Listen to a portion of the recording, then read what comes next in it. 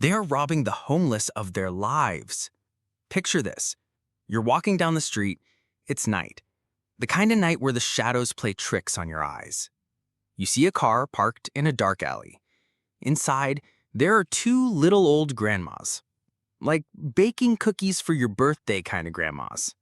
One is Helen Golay. At the time, she's 77 years old. She lives in a fancy house in Santa Monica. She drives a nice car. She looks like she spends her days complaining about the price of gas, right? The other is her best friend, Olga Rutterschmidt.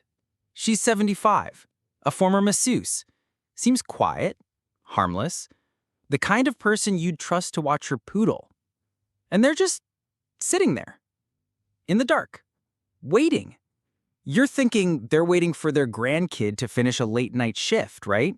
Or maybe for the bingo hall to open. Nah, they're waiting for a body. Specifically, the body of the man they just ran over. Yeah, you heard that right.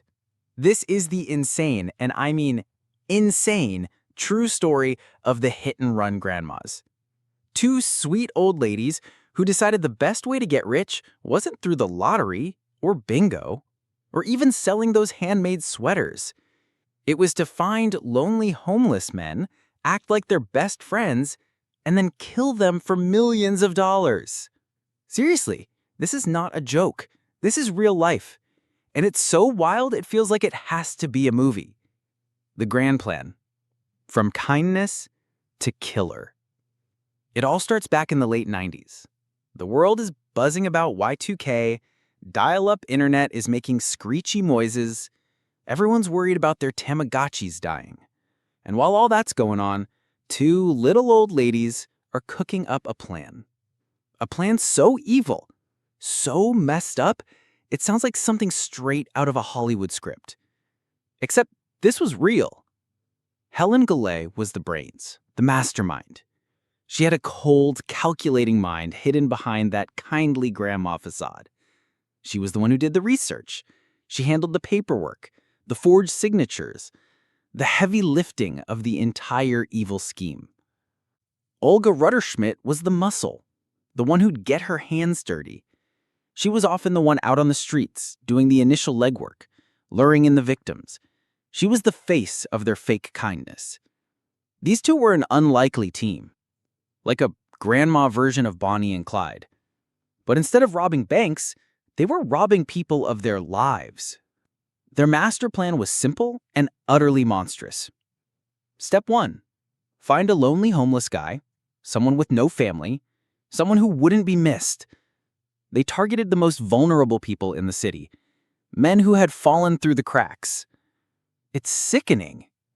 Step 2. Act all sweet and nice. This is where it gets really creepy. They'd lure these men in with promises of a better life, food, shelter, new clothes, a fresh start. They'd pretend to be their best friends. They'd bring them coffee, give them a place to sleep. To the world, they were just two kind-hearted women helping out men in desperate need. But what they were really doing was setting them up. They'd get these men new social security numbers. They'd get them to sign documents they couldn't read. They'd gain their trust, one lie at a time. Now, here's where their plan becomes cold and calculated. Life insurance companies are smart.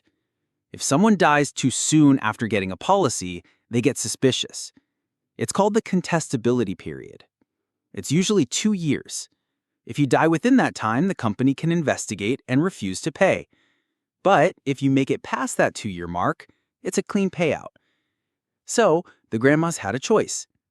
They could act fast and risk getting caught, or they could wait and be patient. They chose to wait.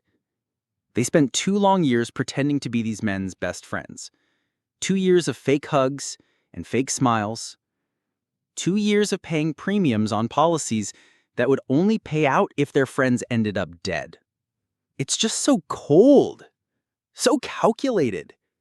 It's like watching a horror movie where the monster is hiding in plain sight. The first victim, Paul Vodos. He was 73 years old, a quiet guy, a Hungarian immigrant. He was lonely, estranged from his family. He had fallen on hard times and was living rough. He was the perfect invisible victim. The grandmas found him. They made him feel safe. They gave him a roof over his head. And then they started filling out a mountain of paperwork. They took out 8 different life insurance policies on him, worth hundreds of thousands of dollars. And here's the kicker. On the applications, they listed themselves as his fiancée and niece. Seriously. The sheer audacity, the absolute nerve. Helen and Olga, 2 elderly women, were pretending to be family. They kept up the act. For 2 long years. For 2 years, Paul Vodos probably thought his luck had changed, that he had found 2 angels who cared about him. Then on November 8, 1999, his body was found dead in a dark alley in Hollywood, California. The official cause? Hit and run. A tragic accident. No one even batted an eye. It was just another statistic in a big city. The grandmas collected over $500,000. Think about that. The fake friendship, the fake hugs, the fake smiles, the lies. This time, they went all in. They were so confident, so sure they wouldn't get caught. They took out a mind-boggling 19 life insurance policies on him. 19. They were going for the jackpot. The total payout was over $2 million. $2 million for a man they barely knew. A man they saw as nothing more than a walking ATM. And just like before, they waited. Exactly 2 years. They housed him, fed him, paid his bills, and kept up the act. For 24 long months, every single day, knowing what they planned to do. And then, on June 21st, 2005, Kenneth McDavid's body was found in a secluded alley in Westwood. Another hit and run. Another tragic accident. Another successful payout for the grandmas. They were celebrating, probably sipping martinis and planning their next vacation. 2 successful hits, millions in the bank. They thought they were untouchable. Or so they thought. The unraveling, a tiny glitch in a deadly machine. But here's the thing about perfect plans.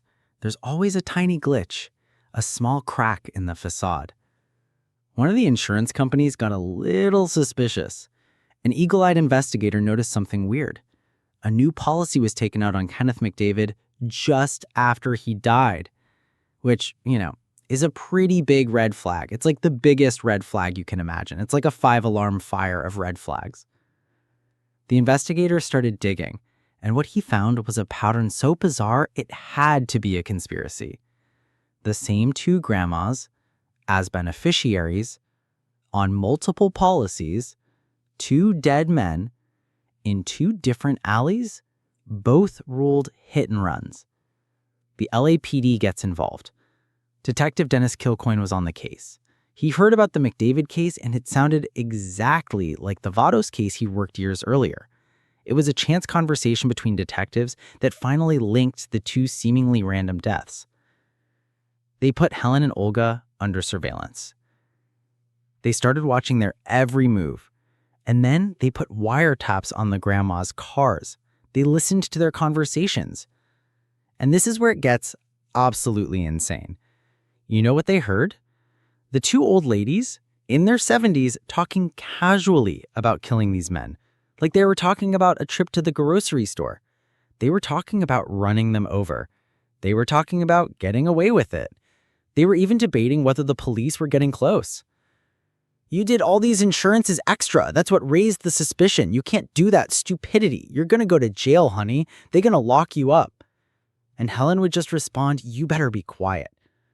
They were literally laughing about it, talking about getting rid of evidence, discussing how they drugged the men with sleeping pills like Ambien, then drove them to the alleys. They even talked about the tire marks on the bodies matching their cars. Chilling. The cops had everything they needed. The paper trail, the forged signatures, the mountains of insurance policies, and those damning wiretaps. The trial. Justice for the unseen. In May 2006, Helen Golay and Olga Rutterschmidt were arrested. The media went nuts. They dubbed them the Black Widow murders and the hit-and-run grandmas. The story was just too unbelievable to ignore. It was like something out of the classic movie Arsenic and Old Lace, but with much higher stakes and a much darker twist. The trial was a circus. Everyone wanted to see these seemingly sweet old ladies now exposed as cold-blooded killers. The defense tried every trick in the book. They both blamed each other. "It was her idea," Olga's lawyer would shout. "No, it was her idea," Helen's lawyer would fire back. Helen even tried to blame her own daughter at one point. It was a mess. But the jury didn't care about their excuses. The evidence was overwhelming, and those wiretaps, they were the nail in the coffin. You can't argue with your own voice.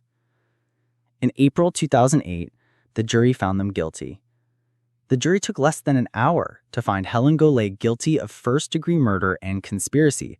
Olga Rutterschmidt was also found guilty of murder and conspiracy. Less than an hour of deliberation for crimes spanning years. That's how clear it was. In July 2008, the judge, David Wesley, sentenced both of them to life in prison without the possibility of parole. He didn't hold back. He called their scheme inhumane greed and their actions chilling, calculated, and monstrous. He said they targeted men who had nothing and then took away the only thing they had left, their lives. So the next time you see a sweet old lady, just think, you never know who's behind that smile. You never know what's hiding beneath that seemingly harmless exterior. Sometimes it's a serial killer with a multi-million-dollar plan. And their story is a wild reminder that real life is often way, way stranger and darker than any fiction.